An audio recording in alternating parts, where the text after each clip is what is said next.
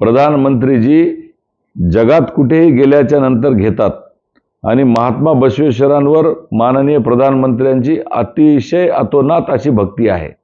त्यामुळे ज्या समाजसुधारकांनी त्या काळामध्ये जातीभेद मिटवले, ज्या समाजसुधारकांनी त्या काळातल्या वर्णव्यवस्था मिटवल्या आणि जगातली सगळ्यात मोठी लोकशाही 12व्या शतकामध्ये त्यांनी त्या ठिकाणापासून सुरुवात केली, एवढी मोठी क्रांती घडवली, त्या जगज्योती महात्मा बसवेश्वरांचा पुतळा हटवण्याचं महापाप हे लातूरच्या काँग्रेसच्या मंडळींनी त्या काळात केलेलं आहे। कारण मला त्याचा अनुभव आहे, कारण मी राज्याचा उपाध्यक्ष आहे। मी भारतीय जनता पार्टीच्या संघटनात्मक कामासाठी संपूर्ण महाराष्ट्रात फिरतो। तेव्हा मला असं लक्षात आलं की काही कट कारस्थान रचून या भागात लिंगायत समाज जास्त प्रमाणात आहे, मग त्यांचं आराध्य दैवत महात्मा बसवेश्वर आहे। अरे बाबराने आमच्या रामाचं मंदिर रामलल्लाला त्या ठिकाणून हटवण्याचं काम का केलं? राम यांचा आराध्य दैवत आहे, रामाला जिथून हटवा, म्हणजे यांच्यामधली शक्ती एकोपा कमी होईल, यांचं संघटन कमी होईल। त्याच पद्धतीने काँग्रेसनं त्याच बाबरी प्रवृत्तीच्या धर्तीवरती महात्मा बसवेश्वरांचा पुतळा हटवण्याची काही गरज नव्हती। त्याच्यातून पर्याय वेगवेगळे होते ना, पण ते पर्याय तुम्ही शोधण्याच्या ऐवजी डायरेक्ट महात्मा बसवेश्वरांचा पुतळा हटवण्याचं काम जे तुम्ही त्या काळात केलं, मी खरं तर आभार मानेन आमच्या भाजपच्या सर्वोच्च नेत्यांचे, नितीनजींचे आभार मानेल, देवेंद्रजींचे आभार मानेन की त्यांनी महात्मा बसवेश्वरांच्या पुतळ्याचं त्यांनी ते त्या ठिकाणी हटवण्यापासून त्यांनी वाचवला आणि त्या ठिकाणी त्यांनी एक चांगल्या पद्धतीचा अश्वारूढ पुतळा त्या ठिकाणी स्थापन केला। आणि मला कुठल्याही व्यक्तीवर टीका करायची नाहीये, विचाराला विरोध केला पाहिजे। तुम्ही एवढ्या मोठ्या क्रांतिकारकाचा, एवढ्या मोठ्या समाज सुधारकाचा पुतळा बसवण्यासाठी तुम्ही विरोध करता, एवढ्या छोट्या प्रवृत्तीचे माणसं काँग्रेसचे असतील असं मला वाटलं नव्हतं। त्यामुळे बद्दार साहेब, मला असं वाटते ही जी काही हीन प्रवृत्ती आहे ही समाजातून नष्ट झाली पाहिजे। आणि आमच्या देवेंद्रजींनी या लिंगायत समाजाला बसवेश्वर आर्थिक विकास महामंडळ दिलं। देवेंद्रजी त्या आर्थिक विकास महामंडळाच्या माध्यमातून लिंगायत समाजातल्या सगळ्या मुलामुलींना, गोरगरीब जे आमचे शेतकऱ्यांचे मुलं आहेत त्यांच्या निवासाची, वसतिगृहाची, शिक्षणाची अनेक ठिकाणी महानगरामध्ये सोय करणार आहेत। आमच्या या सगळ्या विद्यापीठांमध्ये बसवेश्वरांच्या नावाने अध्यासन केंद्र त्यांनी सुरू करतायत। सोलापूरला बसवेश्वरांच्या नावाने अध्यासन केंद्र सुरू केलंय, म्हणजे बसवेश्वरांच्या तत्वज्ञानावरती अभ्यास करण्याचं, चिंतन करण्याचं केंद्र माननीय देवेंद्रजी सुरू करतायत। म्हणजे देवेंद्रजींचं लिंगायत समाजाबद्दल किती प्रेम आहे। देवेंद्रजींनी आर्थिक विकास महामंडळ दिलं, देवेंद्रजींनी शिष्यवृत्ती जाहीर केली, देवेंद्रजींनी वसतिगृह देण्याची घोषणा केली, देवेंद्रजींनी निधी देण्याची घोषणा केली, देवेंद्रजींनी अध्यासन केंद्र दिले लिंगायत समाजासाठी, बसवेश्वरांसाठी। बसवेश्वर कुठल्या एका जातीचे नव्हते, बसवेश्वर 18 पगड जातीचे होते। त्यामुळे मी देवेंद्रजींचे मनापासून आभार मानेन की या लिंगायत समाजाच्या एक सर्वसामान्य कार्यकर्त्याला तुम्ही राज्यसभेचं खासदार केलं। मी जरी राज्यसभेचा खासदार असलो तर मी एक सर्वसामान्य कार्यकर्ता म्हणूनच शेवटपर्यंत राहील आणि माझं उद्दिष्ट राहील या महाराष्ट्रातल्या तमाम गोरगरीब लिंगायत बांधवांचे प्रश्न सोडवणं, या महाराष्ट्रातल्या तमाम जेवढे लिंगायत समाजातले तरुण तरुणी आहेत यांच्या शिक्षणासाठी, त्याच्या उत्कर्षासाठी, त्यांच्या उन्नतीसाठी काम करणं, लिंगायत समाजातल्या 18 पगड जाती एकत्र करणं हे देखील माझं काम आहे।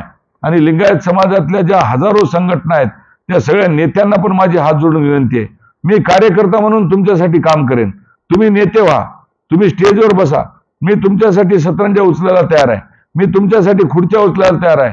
मला नेता करू नका, मला सेवक म्हणून राहू द्या, पण या लिंगायत समाजाच्या सगळ्या संघटनांनी एकत्र येऊन एक रचनात्मक कार्य या समाजासाठी आपण महाराष्ट्रामध्ये उभं करू। मी या समाजाचा असल्यामुळं आणि मला या समाजाचा असल्यामुळं मला राज्यसभेचं खासदार केलं, त्यामुळे या समाजाचं ऋण फेडणं हे माझं कर्तव्य आहे, या समाजाच्या प्रती कृतज्ञ राहणं माझं कर्तव्य आहे। आणि भारतीय जनता पार्टीने एकमेव लिंगायताच्या कार्यकर्त्याला, माझ्यासारखं, मी काय डॉक्टर आहे म्हणून मला त्यांनी केलं नाही, मी कारसेवक आहे म्हणून मला केलं नाही, मी MBBS MD आहे म्हणून केलं नाही, मी राज्याचा उपाध्यक्ष आहे म्हणून केलं नाही, कोरोनामध्ये हजारो रुग्णांचं मी जीव वाचवला म्हणून केलं नाही, तर मी लिंगायत समाजातला एक सर्वसामान्य कर्मठ भाजपचा कार्यकर्ता म्हणून मला राज्यसभेचं खासदार केलेलं आहे। तर माझं कर्तव्य आहे या महाराष्ट्रातल्या लिंगायत समाजाला एकत्र करणं, त्यांचं संघटन बांधणं, त्यांची सेवा करण्याच्या दृष्टिकोनातून माझं जे काय आयुष्य आहे ते भविष्यात पूर्णपणे लिंगायत समाजाच्या उत्कर्षासाठी आणि उन्नतीसाठी समर्पित करणं हेच माझं जीवनाचं ध्येय आहे। तुम्ही भाजपच्या उमेदवाराला मत द्या म्हणत असताना आपण हे सांगा की काँग्रेसला मत का देऊ नये आणि आपल्यालाच का द्यावं? 2014 पूर्वीचा काळ आणि 2000 नंतरचा काळ. बद्दर साहेब, तुम्ही माझ्यापेक्षा अनुभवी पत्रकार आहात. मी अनेक वर्षापासून तुम्हाला ओळखतो. तुम्ही कष्ट करणारे पत्रकार आहात, निर्भीड पत्रकार आहात आणि तुमची लेखणी परखड आहे. मी MBBSला असल्यापासून तुमचं वर्तमानपत्र वाचतो साहेब, रेग्युलर वाचतो, कारण मी मराठवाडा नेताचा मी वाचक आहे. मी कंपॅरिझन करा 2014 पूर्वी काय होता देश आणि 2014च्या नंतर काय देश आहे. काँग्रेसनं गंगाजळी रिकामी केली. अहो, आपल्या झोळीमध्ये 1 रुपया नाही, कर्जबाजारी देश, भीक मागावं लागत होती. कोणी डोळे वटारून येऊन बघत होतं, कोणी जम्मू काश्मीरमध्ये घुसत होतं, कोणी येऊन दारावर हल्ले करत होतं, अतिरेकी कारवाया होत होत्या, देशाची अर्थव्यवस्था बोकाळलेली होती. म्हणजे गोरगरिबांना डायरेक्ट पैसे न मिळता दलालाच्या खात्यात पैसे जात होते. अनेक प्रकारची दलाली, भ्रष्टाचारी, लूटमार, सगळे मंत्री घोटाळेबाज, हजारो कोटीचे घोटाळे.